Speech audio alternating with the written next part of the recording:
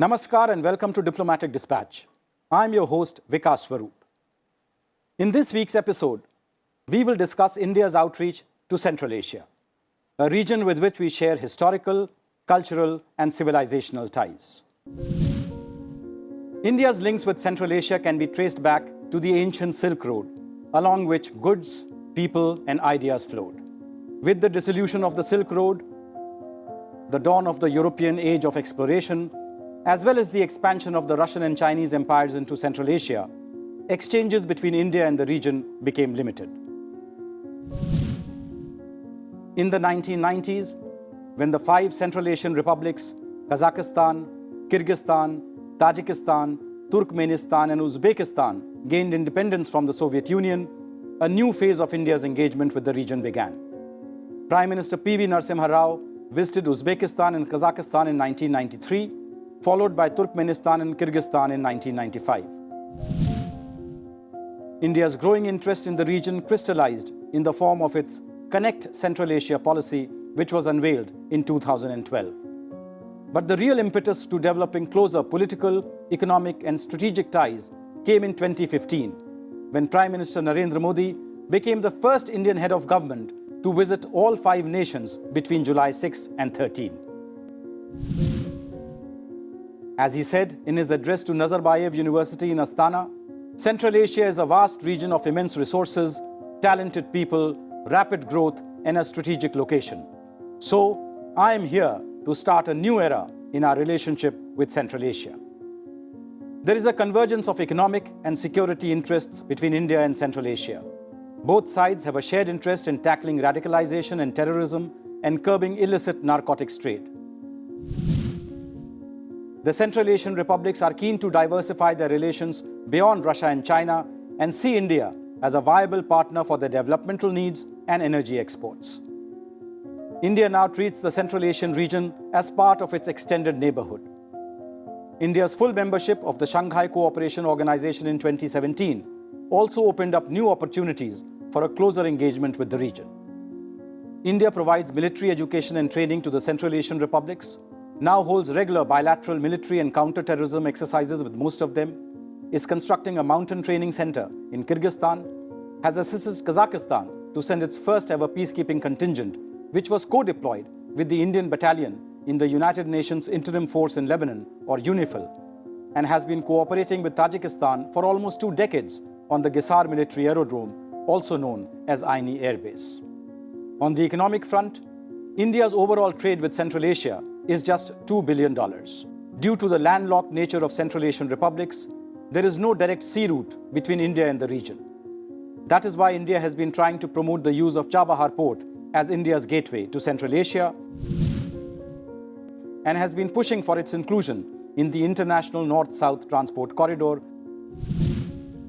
To facilitate transport of goods between India and Central Asia via Iran, India acceded to the United Nations TIR Convention in 2017 and joined the Ashgabat Agreement, which includes Iran, Oman, Turkmenistan, and Uzbekistan in 2018. Kazakhstan holds 12% of the world's uranium reserves and the world's largest offshore oil field in Kashagan. Turkmenistan has the 5th largest natural gas reserves in the world. India has been involved in the Turkmenistan, Afghanistan, Pakistan, India or TAPI pipeline. India also has evolved a mechanism to engage with the region as a whole in the form of the India-Central Asia Dialogue. The first meeting of this mechanism took place in Samarkand in January 2019. The second iteration of the dialogue was held virtually in October 2020, during which India announced a $1 billion line of credit for infrastructure development projects in Central Asian countries and grant assistance for the implementation of high-impact community development projects that aim to boost socio-economic development in the region. The third meeting of the India-Central Asia Dialogue was held very recently on December 18-19. It was hosted by India's External Affairs Minister Dr. S Jaishankar and saw the participation by the Foreign Ministers of Kazakhstan, Kyrgyzstan, Tajikistan, Turkmenistan, and Uzbekistan. To learn about the outcomes of this important meeting and to discuss the future prospects of India's partnership with Central Asia, I am joined by 2 experts. Participating via video link is Ambassador Ashok Sajjanhar, a veteran diplomat who served as India's ambassador to Kazakhstan, Sweden and Latvia, and is currently president of the Institute of Global Studies in New Delhi.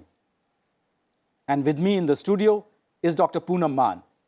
She is Associate Fellow at the Center for Air Power Studies in New Delhi and has been engaged in academic research on issues relating to Central Asia and Eurasia for the last 18 years.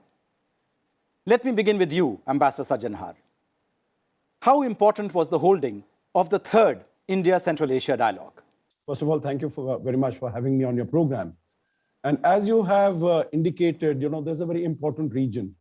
There's a very important region, not only globally because of its energy resources, but also regionally because of the connectivity it provides in oil pipelines, gas pipelines, road and rail networks. But it's very important for India. And we had, to some extent, neglected this. Just to give you an example, between 1995, you mentioned Prime Minister Narasimha Rao went to two countries in 1995. And 2015, for 20 years, we had just 4 prime ministerial visits from India to this region. But of late, ever since the Prime Minister had his visit to the region in 2015, we are trying to take this relationship forward. I think what is particularly important is that these countries are also equally keen to strengthen their partnership with India for a variety of reasons. And I'll just give you 1 or 2 examples. At the time that we had the third India-Central Asia Dialogue in India, in Delhi, on the same day, on the 19th, there was the OIC meeting on Afghanistan that was taking place in Islamabad. All the 5 foreign ministers decided, they opted to come to India, and they sent their deputy foreign ministers to Islamabad. So they also lay a great deal of store by the relationship with India.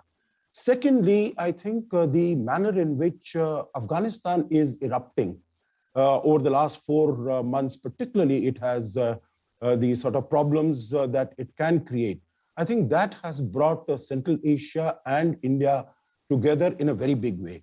And the discussions that were held and the joint statement that was issued at the end of these deliberations, I think it strengthens relations bilaterally between India and all those countries, India and Central Asia, and takes them forward to deal with all the challenges that are appearing and also to take full advantage of the opportunities that lie in front of us.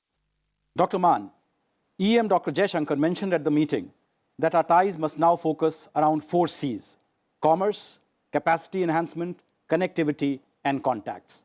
So can you take us through the decisions taken at the third India-Central Asia Dialogue to enhance India's engagement with the CARs in these 4 areas? We have not been able to realize the full potential of our economic relations so far.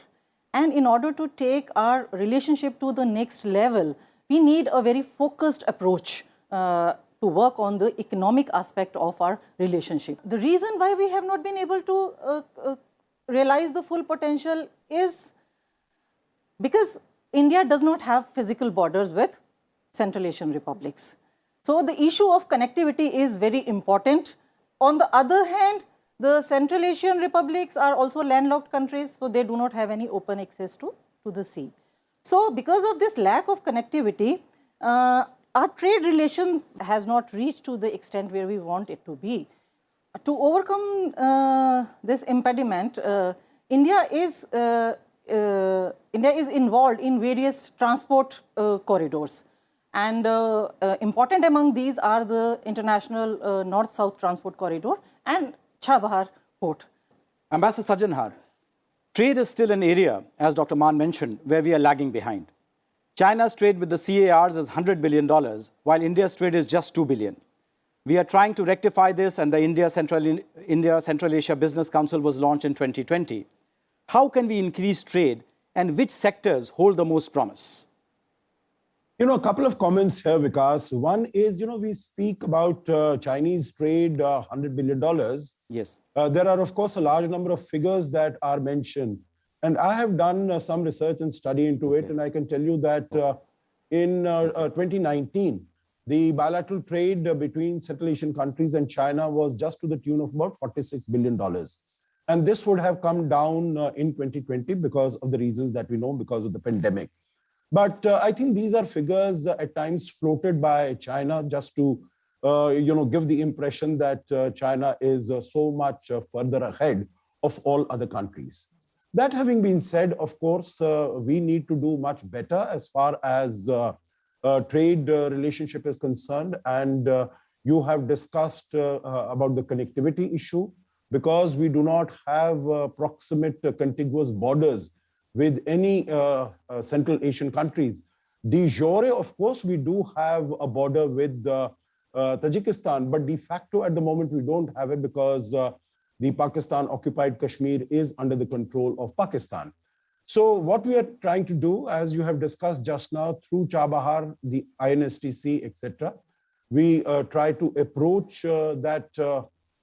that region. And I think that will, when we had a more stable government in Afghanistan, it was working well. We had trilateral meetings between Iran, Afghanistan, and India.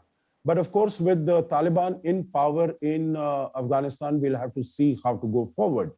What you mentioned about this India-Central Asia Business Council, that we really, it has been mandated to identify areas.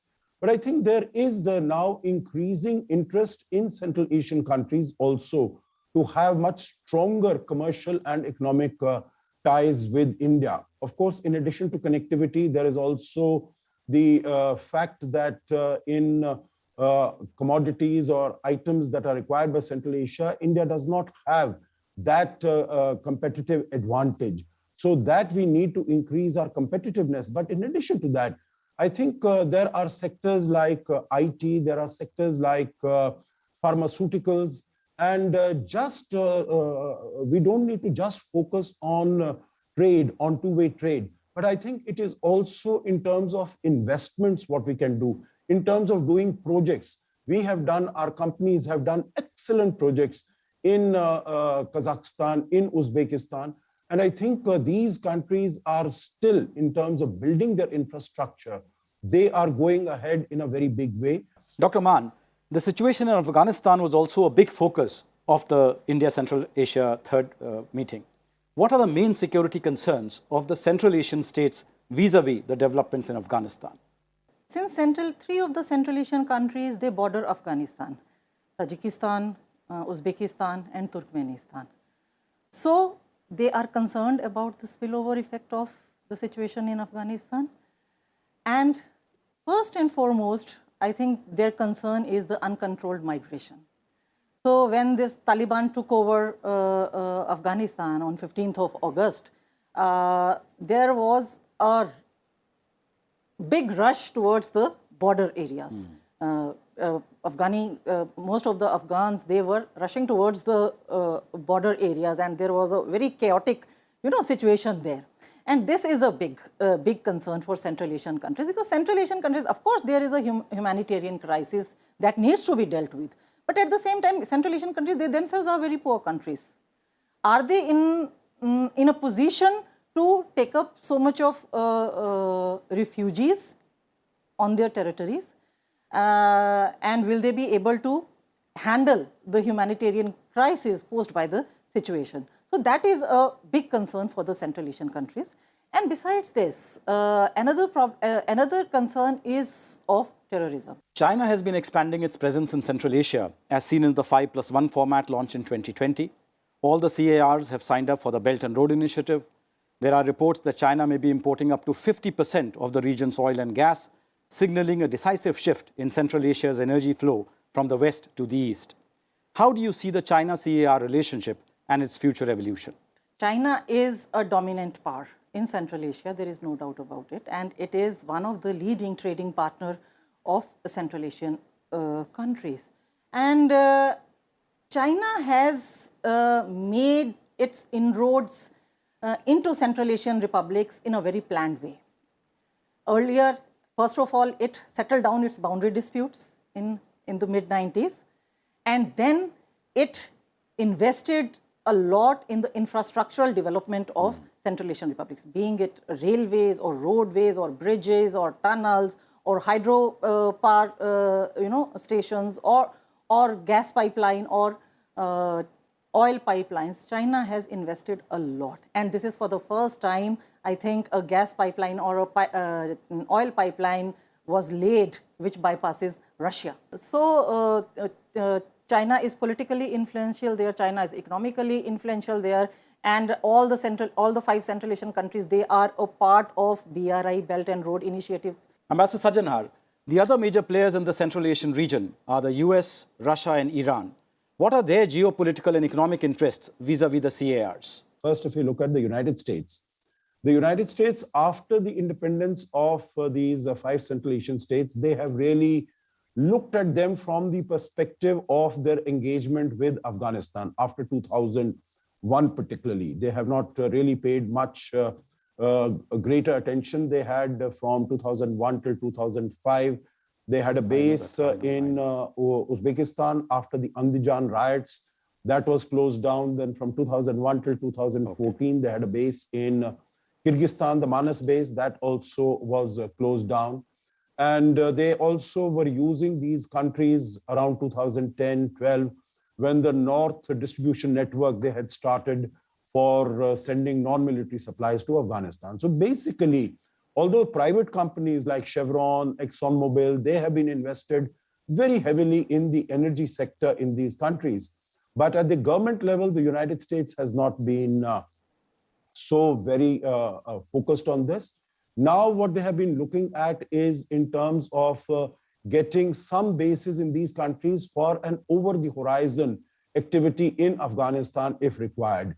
And none of these countries has really agreed for that. What I hear now is that they are looking at enhancing their engagement through either investments or through loans, something that is very different from the BRI mechanism of China. But they have not so far displayed the necessary seriousness. As far as Russia is concerned, well, these 5 countries were a part of the Soviet Union till about 30 years ago. So Russia considers this to be their soft underbelly or the near abroad, and they want to have them under all these countries under their own influence. There was a saying that, Russia looks after the security aspects as far as Central Asia is concerned, but China looks after in terms of the economic interaction and expansion of economic opportunities. But now, as we know, China is also, meaning it is expanding its footprint in a very big way. You mentioned about the import of energy, you mentioned about the BRI and the large number of pipelines that go through this. But there are, of course, problems between some of these countries and China because they don't like the expanding footprint. But China is also getting into the security architecture. They have they are opening a base, which is, some people call it a spy unit in the Gorno-Badakhshan area of Tajikistan, which really is neighboring the Badakhshan area of Afghanistan. And there what is understood is that there is a Tajik Taliban element in the northern part of Afghanistan, which could create a problem for Tajikistan and also create a problem for the Xinjiang area, because the East Turkestan Islamic movement is also active in Afghanistan. So we'll have to see how it goes. There could be a contestation between China and Russia going forward. And I think there the partnership between India and Russia could prove to be very useful for Russia as well as these countries. Lastly, very quickly on the issue of Iran. Iran, as we know, has been a pariah state. It has been a state that has been under sanctions for the last 15, 20 years. So they have been wanting to reach out to this Central Asia. They also, in terms of linguistic and cultural affinity, they have a great deal with Tajikistan. So there they are expanding their relations. The last point I would like to make is that all these countries, as we have spoken, they are all landlocked countries. In fact, Uzbekistan is a doubly landlocked country. So all of them are really looking for exit. They are looking for access to the warm waters of the seas. You mentioned cultural affinity, and India and the Central Asian republics also share a lot of cultural affinity. Bollywood films in general and Raj Kapoor in particular are extremely popular in all 5 countries. So what more can be done to promote closer people-to-people ties between India and the CARs? I think we have a very solid base. We have a very good foundation as far as people-to-people ties are concerned, as far as our soft power is concerned. We have our cultural centers in all these countries, and they're doing excellent work in terms of propagating yoga, Indian music, Indian different dance forms, whether it is Kathak or it is Bharatanatyam, or teaching Indian language, Hindi. So I think these are doing their own work, but at different levels. I think one aspect that could really help both sides is in terms of promoting tourism. Because when we are talking about people-to-people contacts, then travel of tourism from India to this region, and of course, now we have seen that Uzbekistan has opened itself up in a very big way. And Uzbekistan has so much of, let's say, similarity between with Indian culture. So, and they have improved the facilities. So tourism is one.